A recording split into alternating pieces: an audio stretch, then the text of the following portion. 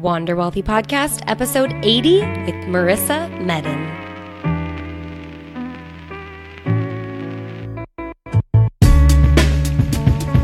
Welcome, everyone. Welcome back to the Wander Wealthy Podcast. My name is Tess Wicks. I'm your host, and today we have a fun show for you planned. I am joined by Marisa Meddin, who is the founder of an online platform called Talk College to Me. She's the creator of the 7-day college admissions crash course for parents, where she helps hundreds of families navigate the complicated college admissions process. I am so excited to jump into this interview with Marisa. She reached out to me and we ended up having a lot in common. She is currently traveling while she takes her business and works on it remotely. I believe she's in Southeast Asia. She will update us in the interview. And we're going to talk about a couple of different things. We'll talk a little bit about, of course, her story and how she grew up with and around money. Then we'll talk about money mindset a little bit, and I'm sure she'll be touching on it quite a bit throughout the interview. And then I'm going to ask for her big takeaways around how to go after your goals. And she has this great concept of beginning with the end in mind, which I think is so, it's very fundamental, but we're not really taught how to do that when we're, going through school and learning how to set and go after our goals in kind of the school atmosphere. So I think it's really important to be reminded of this concept and exactly how you can get after it. We'll also, of course, share kind of an open conversation around how Marisa manages her finances, what her money philosophy is for her money currently in this present moment. And of course, we'll get to money confessions and some other quick and dirty Q&As. So let's just dive on into this fun interview. Here is episode number 80 with Marisa Meddin. Marisa, thank you so much for joining me here on the Wander Wealthy Podcast. It's wonderful to have you. How are you doing today? Hey, Tess, I am doing great and so excited to be here. So thank you for having me. Yes. Now, I know you got to share. Tell us where you're calling from. I am currently in Chiang Mai in Thailand. Very excited. I'm traveling all over Southeast Asia at the moment. I apologize. There's a plane flying over me. I don't know if you can hear that. Okay. But I just spent the last 6 weeks in Bali, and I've been in Thailand for a little over a week now. Fantastic. And this podcast, we also love to talk a little bit about travel or just inspire those out there. So I'd love to know, I introduced your professional bio, but I would love for you to tell us your personal story. How did you get to where you are today, which would be literally working abroad, running your remote business? And how did money play a role in your story and your journey? Yeah, absolutely. So I'm going to start with how money played a role in it, and then I'll tell a story because I know I'll forget to get there otherwise, because I just love to talk about travel and where I am. But in terms of the money philosophy and how it really impacted where I am now, I remember, I don't even know how old I was, a lot of years ago, I talked to my dad a lot about business growing up. He's one of the smartest businessmen I know. He works in real estate. And I didn't understand it at the time, but I will never forget driving in his car, sitting in the passenger seat, going somewhere and just talking about different, job opportunities and what I would do one day. This was probably I was in high school or something. And he told me, now I know it as the word passive income, but at the time he explained it to basically never trade your time for making money. So when he talks about being a doctor or something like that, like where you have to put your time in an office to get paid, because I think we were talking about just travel and vacation and how you can still make money even if you're not literally working. So that was something that I didn't realize would have such a strong effect on my life, but that always impacted what I was thinking about doing in the future. So in terms of how I got to where I am today in Thailand, working from anywhere, I actually spent 6 years working for Pepsi, the big beverage company. So I studied business in college, and, everybody just was like, you went into finance or accounting or consulting or marketing. And I went the marketing route and, again, did the corporate thing for about 6 years until I really just wanted to work on something of my own. And the other thing my father always taught me was working for yourself, you have no cap in the income you can make. And this was really appealing to me too, because in the corporate world, technically you can always keep making more, but it's such a slow step by step by step. And it's like 30 years before you can really do what you want, in my opinion. So I quit my corporate job. I started an e-commerce business for a couple of years. And then about a year and a half ago, I started a business where I have an online course helping parents navigate college admissions, which I just absolutely love the college space. I feel like I'm adding a lot of value. And with everything I've done, both with the e-commerce business and my course, I always started with the end in mind, which was working from my laptop from anywhere, because I caught the travel bug and I wanted to be able to work from anywhere in the world for myself, making as much money as I could in my own ways. So that's the long of it. But that's how I got there. And the 4-hour work week was a huge inspiration to learn that this lifestyle was possible. Yes, the book by Tim Ferriss is one of many faves. Yes. And I'll link that in the show notes. I love that you talked about beginning with the end in mind. We're going to get into that a little bit later in this episode. But first, I want to kind of dive a little bit more into your personal story. I feel like we kind of had a very similar experience. I had a self-employed father as well. And all of my memories of money from when I was younger come from me sitting next to my dad in his truck driving somewhere. I'm sure I was like going with him to check on a job site because he works in construction. Yes. And I would be asking him like, but I don't get how stocks work. Like I'd have to have him just continue to explain it. And I don't think he really he knows, he's very wise with money, but he also knows the power of hiring professionals. And I also learned that from him. Yes, but I would absolutely. I would love to learn a little bit more about, it seemed like money kind of, or the conversation around it flowed fairly easily within your family.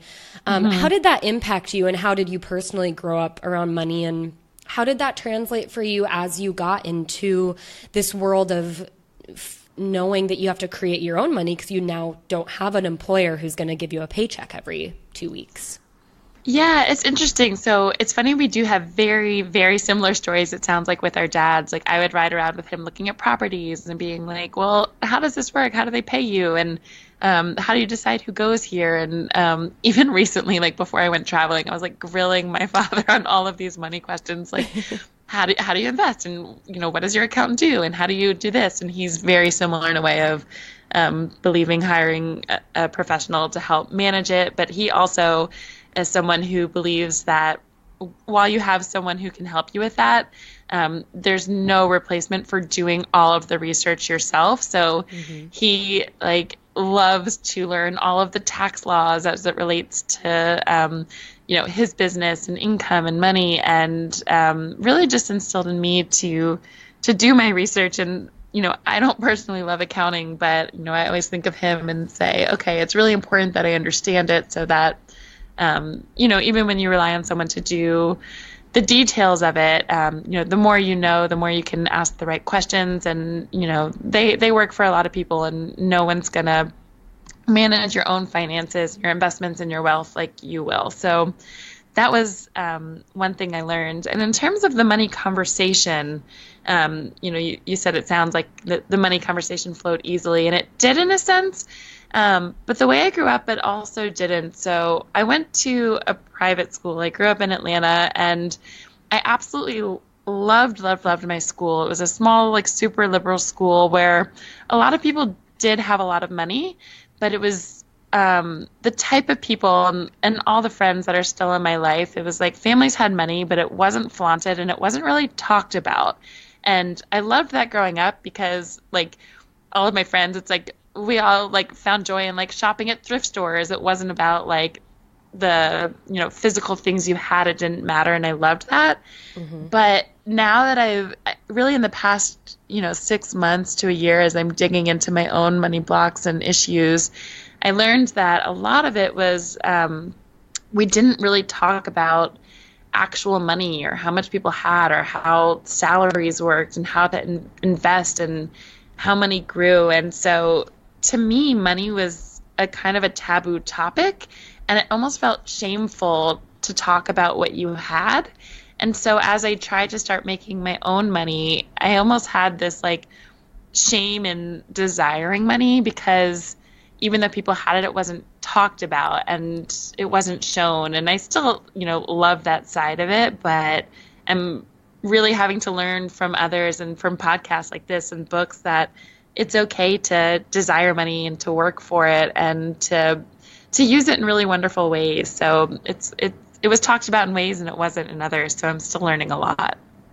Yeah, I was listening to a different podcast this morning. It was Freakonomics, of course, and yes, it was talking about I think the title was like How to Be Happy, and they talked about how Denmark is one of the happiest countries based on like all these surveys. One of the happiest countries in the world, and a lot of Scandinavian countries tend to be.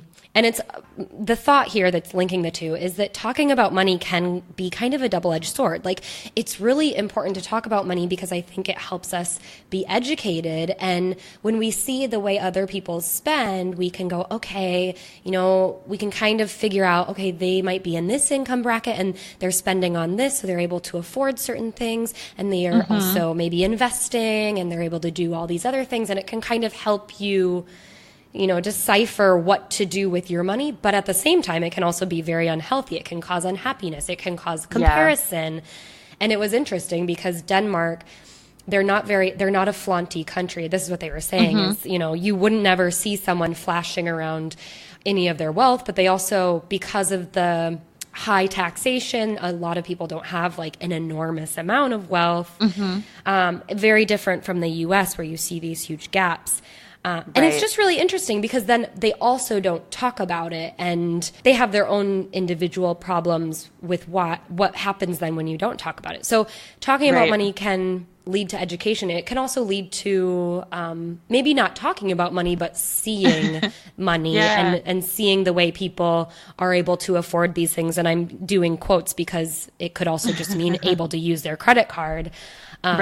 But yeah, I just wanted to share that because I think it's interesting. But at the end of the day, I do think it's important to have the conversation. I do too. And I'm like you. I'm like a podcast binger and, follow so many people on Instagram, and I'm reading so many like self-development books and books about money. And I'm just really thankful now. Again, it's good to talk about it, but for the right reasons. So again, it's like the people who are just flaunting money to flaunt it, like that doesn't do anything for me. But I am really grateful for, I think there was like a phase for a while of online entrepreneurs showing like their monthly financial statements, and they were doing it not to say, look how much money I'm making, but to say, look how much money I'm making because look what's possible for you as well. And that's been really life-changing for me to see in real life, like, okay, I know that these people are for real. I know that this is possible. And it's almost like the 4-minute mile. It was like for so many years, nobody broke that record. And then one person broke the 4-minute mile, and then so many more did because they knew it was possible. And so for people who are talking about finances, for me, it's been this, I can only share my own experience, but it's been really helpful because I see that, and then I see that it's something I truly believe that I can do too. And I'm just so grateful for people who are having, like you as well, who are having open conversation about money in the right way and can help people move past these money blocks and these money stories that society has put on us. And everybody has their own, whether you had too much or too little or whatever your story may be. It's a real thing. And so I'm grateful for people sharing their stories. Yes.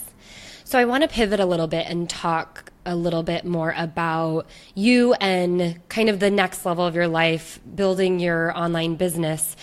Tell us about Talk College to Me. What is it? What inspired you to create it? And how exactly did you go about, you kind of told us in your story, you left your corporate marketing job, you went into e-commerce, and then you built it. But any specific details that help us understand how you were able to build this online business from the ground up? Yeah, absolutely. So like I said, I was working in corporate marketing, again, for Pepsi, for these beverages, and I wanted to do something that was more meaningful. And I started e-commerce. It was a dessert business, actually. It was a family business that my mom had started that I brought back to life.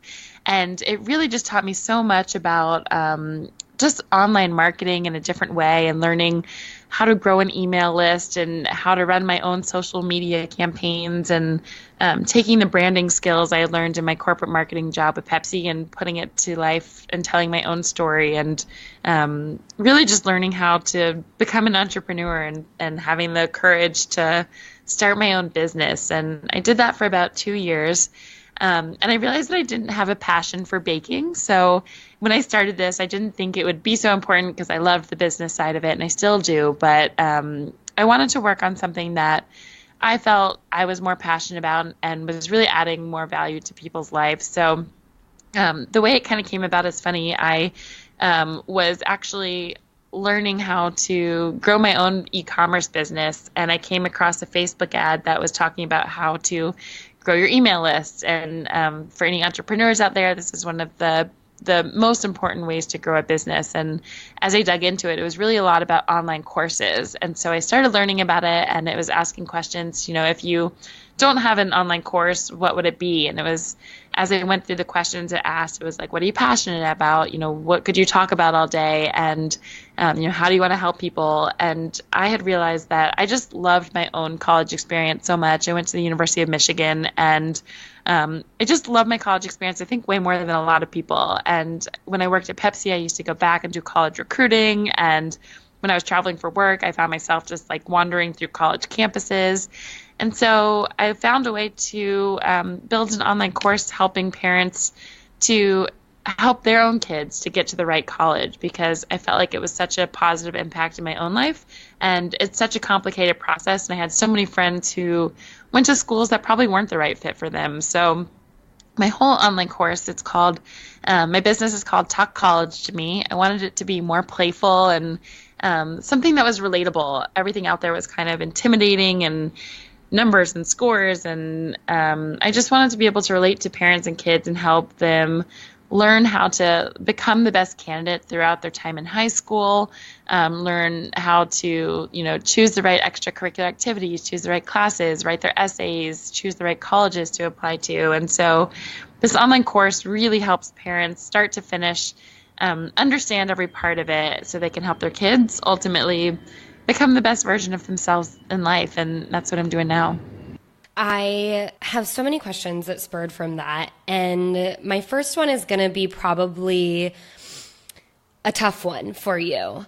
But I feel that you probably prepared because of the work that you have found yourself in. I'm a little nervous. The cost of college. Yes. I know you had a really great college experience, and you went to a state school, which obviously helps in some way, but you were out of state.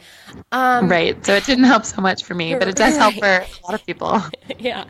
How do you approach that? Especially when I think about parents who, I know for our generation, our parents, it was really important for their children to go to college.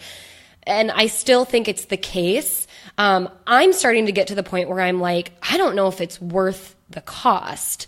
There's a lot of alternatives that I've kind of come up with in my own entrepreneurial mind that I'm like, I could think of so many.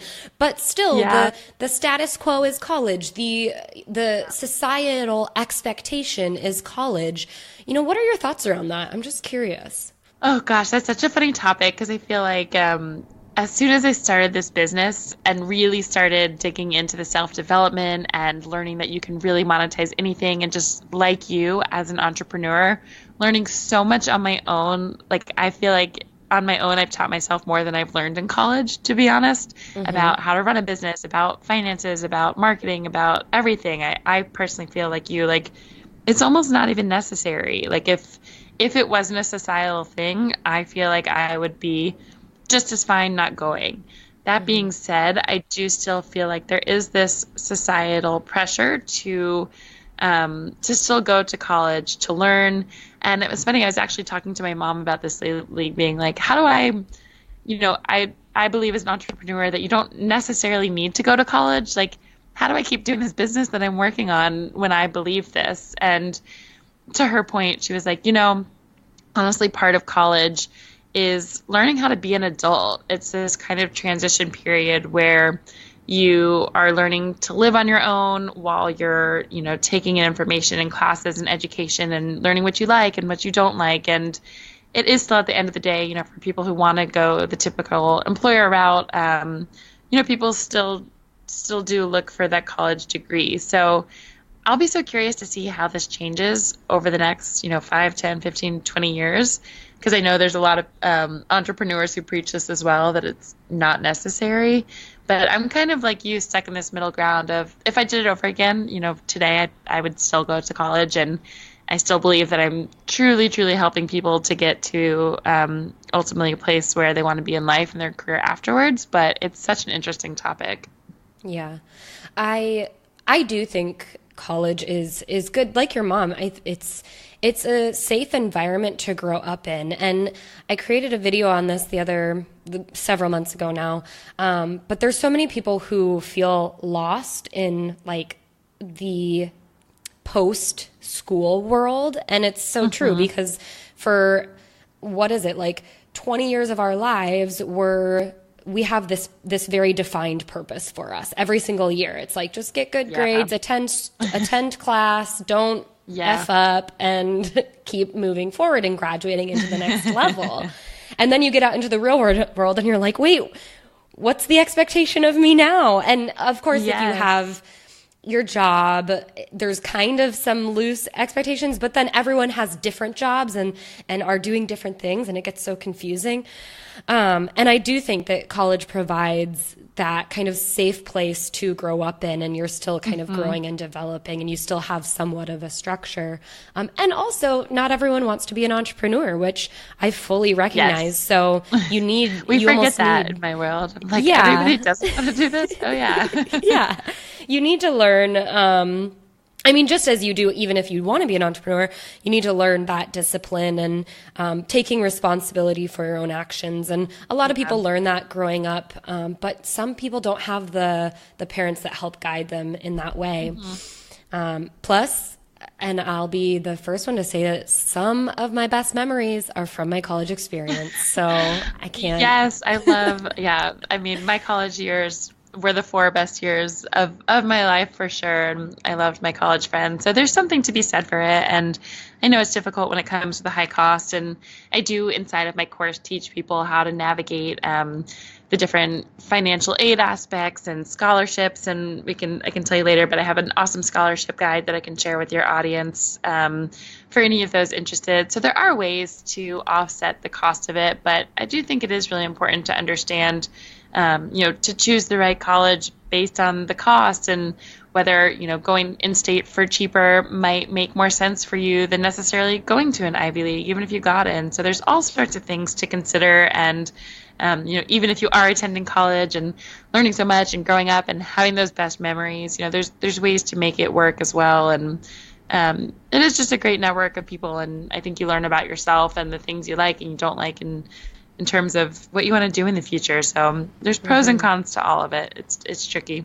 Absolutely. And you made a good point, is really considering the costs and considering your options. And I think it's really great that you're educating parents, because then they can know that they need to, have that conversation with their kids on the financial implication, because on the other end is me dealing with the people with student loans. And I'm like, if only we had known. If only I had talked to you before.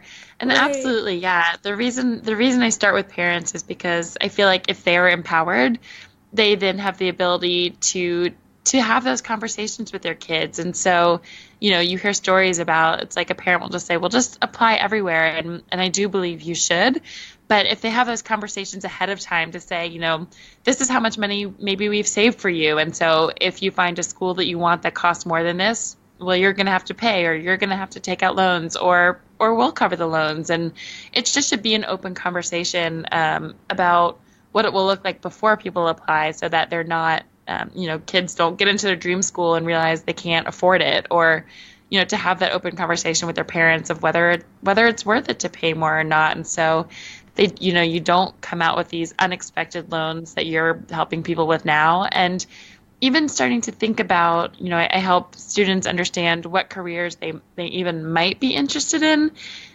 Because it's one thing, if you have a goal to go into corporate finance and you're going to be making a certain amount when you graduate college, it might be worth it to pay more for college that you're going to pay back. But if you have a dream of being a teacher, there's nothing wrong with that. But, teacher salaries just aren't as high. And so you're going to be paying back college loans for a very, very long time, or living a different lifestyle when you graduate. So it's just so important to think about these things ahead of time and empower kids to know these things before they just come out of school with debt and jobs that they can't pay for it. So there's so many moving parts to it. Yeah, I think that they failed to, and you can't blame the kids. They're kids. I mean, being 18 these days, it's still not like being a financially responsible adult. And they not only have to consider, okay, how much income am I going to make, but also what does this mean in student loan payments and paying for their lifestyle, like you said. Exactly. And that includes so many more things than what you're paying for when you're 18 and still living with mom and dad. Yeah. And it was a huge learning curve for me as well. It's like, I just didn't know these things and they can't be expected to. So again, it kind of goes back to our conversation before. It's like, the more honest and open people can be about money, and to start talking to kids about the future and finances and what, living in New York versus living, in a rural town. I can't speak tonight. But just having all those things in mind that, I never could have even, it's like I shouldn't have been expected to. There's no way for an 18-year-old to know that unless a parent or somebody, podcast, wherever they're getting their information. There's resources out there, but again, it's like goes back to the more we can have an open conversation about it in the right way, it's like everybody wins in the future. Right. Yes, such a good conversation. Sigh. I would love to go into the tangible tips round. You had mentioned in your story that you had begun with the end in mind when it came to going after your goal of building your business. And this can be applied to so many things, from a parent who's trying to go through the college application process with their children to someone who's trying to negotiate a raise in their career or lose 10 pounds or whatever it is. So I would love to know kind of your best tips for women who want to make a big change or go after a particular goal in their life. How would you help them navigate that? And what would you use from your experience to teach them, these are the things to consider? Yeah, this is such a fun question. So I have 3 tips. And the first one you kind of mentioned was, number 1 is to start with the end in mind. So this is not anything anybody told me when I was in high school, when I was in college, or really even when I started my corporate career, that I always try to tell to young people now, because I think it's so important. So what I mean by starting with the end in mind. So for me now, again, it was kind of after I read the 4-Hour Work Week, I realized that I wanted a career where I was my own boss, where I could work remotely, and where I could work from anywhere in the world on any time zone, because travel is such an important thing in my life right now, and just having the freedom, not going to a corporate job, not commuting. And so, for example, as I started my e-commerce business, I slightly mentioned earlier, but my mom had owned restaurants in Atlanta, dessert-only restaurants, and when I restarted her brand, I did everything e-commerce because I didn't want to be tied down to a specific location, because I wanted to travel, because I wanted to be able to leave at any time and bring my work with me. And a lot of people who, heard that this, the dessert place was back, everyone asked, well, when are you opening the restaurants? Like, when do you have, we can't wait. We loved it. It was our favorite part. And for me, because I knew so wholeheartedly what the end looked like for me, and the end was a remote job I could do anywhere, opening a restaurant didn't make sense. And so I could easily say, no, that's not the right thing for me. And it's the same way, that's one example of how I've chosen it. But even when it comes to the job you choose or the career you have, like if you're a person who is really, really social and you love talking to people, and you don't think about the end in mind being a job where you're social and you talk to people all day, you might accidentally end up in a career at a desk behind a computer not speaking to anyone just because you might be interested in the topic, but the way the job works doesn't work for you. So with anything, whether it's choosing a college, choosing a major, choosing a job, designing your lifestyle, it's so important to understand what do you want your life to look like, and how do you work backwards and build that.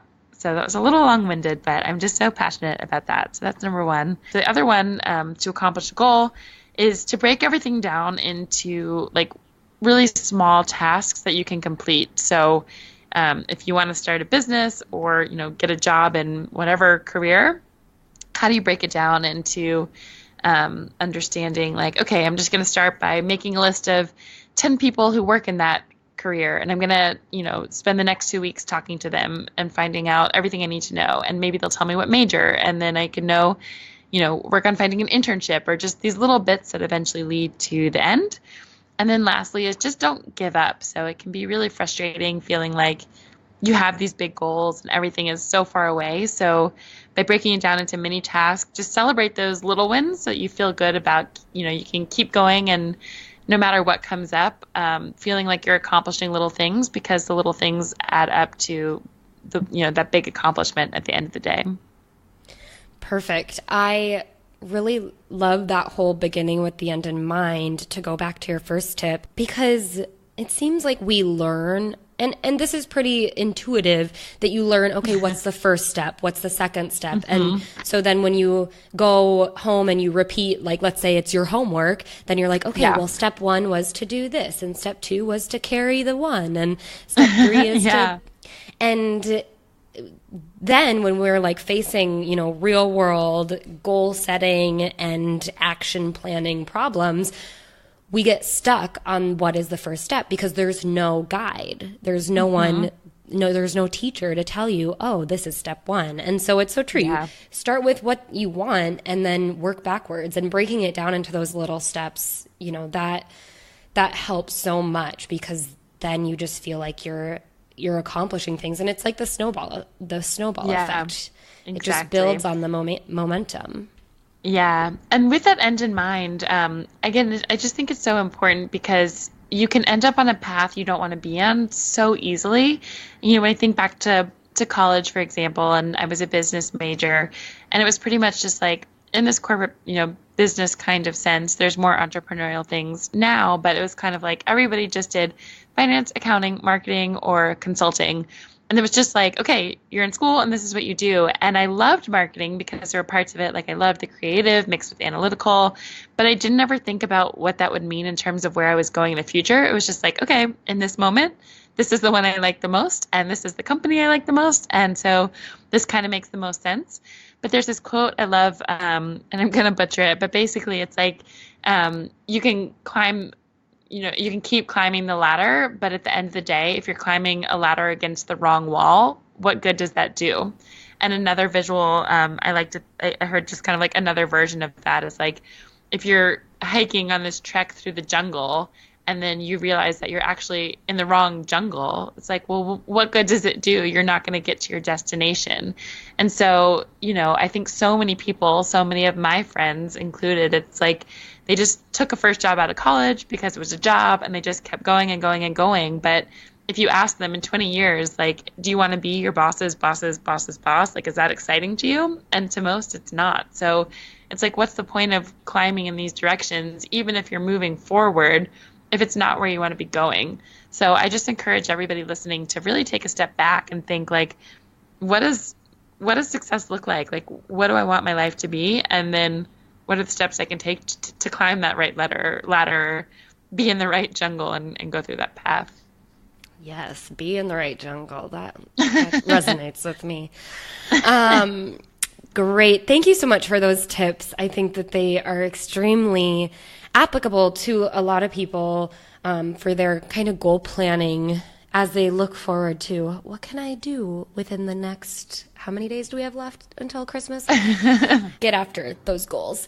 Yes. Let's go into the money round, since, we've talked about money a lot now, but I would love to just, as money is important to talk about, I've kind of come to realize that we need to talk a little bit more about specifics and, you know, what are you personally doing with your money? And, you know, whether it's good things or things that you're like, oh, maybe I could use a little bit more help on this particular area. I think it's still important to share because it lets other people know, like, oh, she has no idea either, or this is what she's doing. That makes sense. Yes. So I would love to know what your, you know, money philosophy is. Kind of like, what is your current plan for your money? Yeah, so I definitely had the 401k. I think when you work in the corporate environment for such a huge company as I did, it was kind of like, okay, this is what you do. This is, you know, everyone just set a certain percentage aside and save it. And it's very different when you're working for yourself and income changes month to month and you're just getting started and maybe not making any money at all when you're first starting out. So it's been a big learning curve for me. So I definitely do try to again, at least, you know, have a big cushion of money in terms of just in my checking account. I never want to feel strapped for money in terms of living like paycheck to paycheck. That's really important for me. In terms of just saving in general and investing and what I do with other money, my father and my brother are huge investors in terms of like, you know, my brother's checking stocks every single morning. And I'm really, really lucky to have him. Like, he loves it so much and is totally open to managing money for me. And again, I say that I truly just am grateful to him because it's not my passion. I don't wake up checking every stock in the morning. I don't enjoy like researching all the latest trends in that. And he does. And again, I wouldn't just trust any person to manage my money, and I'm thankful it's a relative who I, you know, trust entirely. So he manages a lot of that research for me and telling me like, hey, just found this, like, do you want to invest in it? And it was like, if you are, I am. So that's kind of my investing style. But I do think, you know, the more research I do, my dad has always preached this as well, you know, just putting, instead of gifts, you know, putting money in stocks for us when we were younger. And seeing the compound effect and seeing how that grows. So as much as you can, you know, what I try to live by now, what I'm starting to learning in budget is the like 10% rules of, you know, donating 10%. So I have this goal of building a school in Ghana with Pencils of Promise. So I donate 10% of all of my revenue from Talk College to me and to build a school in Ghana. That's my goal. Cool. 10%, this is newer for me and I'm trying to live by this now, but 10% investing. And then the rest, I'm a bad budgeter and we can talk about that, but, you know, having the rest to spend and then saving as much as I can to reinvest, you know, when opportunities that my brother finds or my dad finds to be able to invest in the things that they're finding. Very cool. So I would love to know, what is one piece of unconventional money wisdom that you believe and implement in your life? Oh, I have so many, and I'd love to share a couple quick ones if that's okay, because a lot of these have made a huge impact in my life as I've started to uncover my own money blocks and stories. So the first one that I think is slightly unconventional, or just something that people don't say all the time, is that there's no shame in having a desire for wealth. And this is something that I struggled with a lot.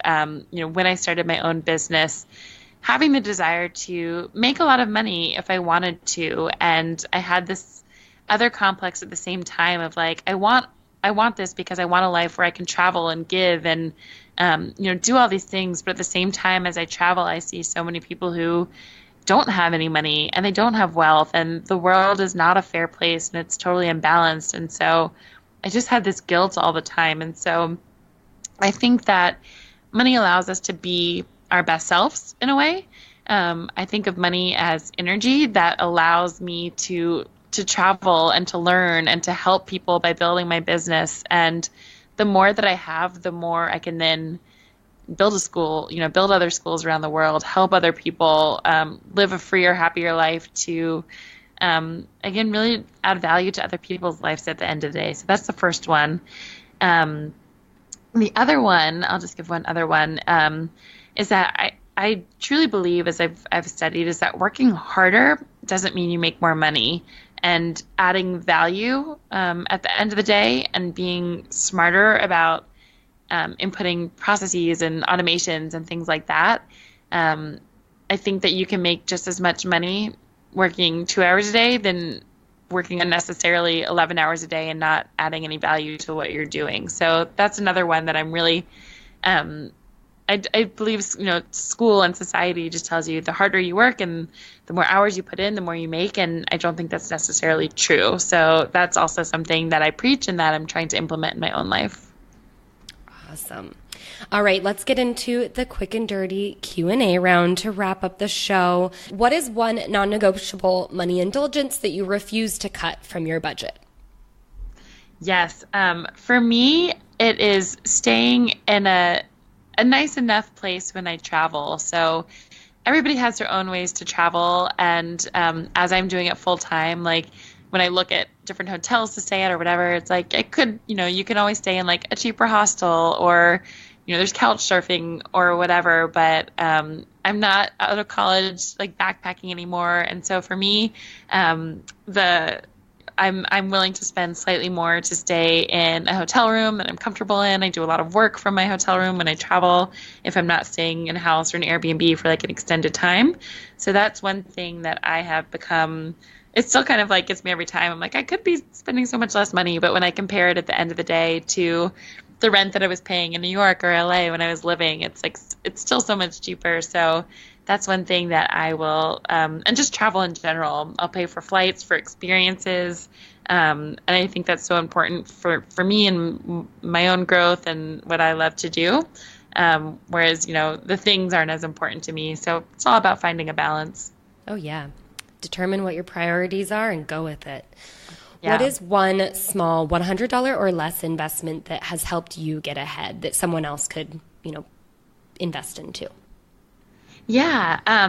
So there's actually like two little parts. I follow, I'm super into like manifestation and law of attraction and all of these things for anyone who's into all of the mindset aspects of life in general. But there's one that I follow. There's a girl, she goes by Manifestation Babe.